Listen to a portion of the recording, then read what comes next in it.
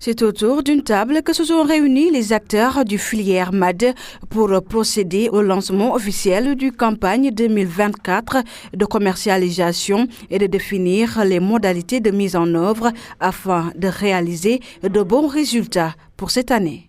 Donc la journée est d'une importance capitale parce que chaque année, nous invitons tous les gens qui sont membres de cette association, que ce soit les cueilleurs, que ce soit les bandabana, que ce soit les transformatrices, pour discuter un peu sur les prix que surtout les transformatrices doivent acheter le MAD pour aller le transformer. Parce que quand tu fais un bref aperçu dans ce pays, dans cette Casamance-là, les prix, chacun vend comme il veut. Il y a des sacs qui vendent à 5 000, à 10 000 francs, jusqu'à même, le sac va jusqu'à 35 000.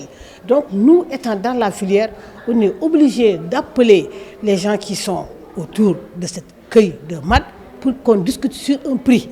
L'année dernière, on avait été beaucoup handicapés par les événements du mois de juin qui sont tombés à la période de production du MAD.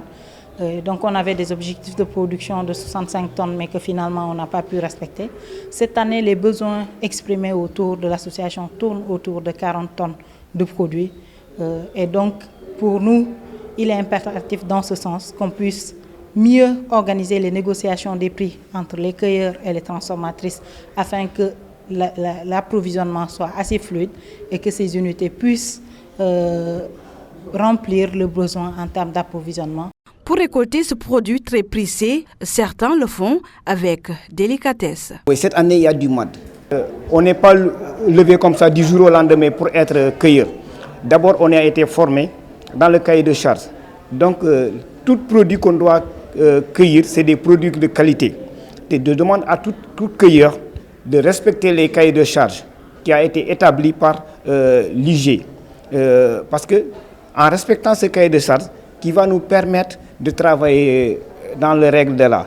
Dans l'objectif de renforcer les capacités des acteurs, ETDS, Économie, Territoire et Développement, Services, continue d'œuvrer sur l'employabilité dans les 3 régions de la Casamance. Nous travaillons sur un produit forestier. Il est impératif dans ce sens-là de pouvoir organiser les acteurs afin qu'ils puissent mieux préserver la qualité de ce produit.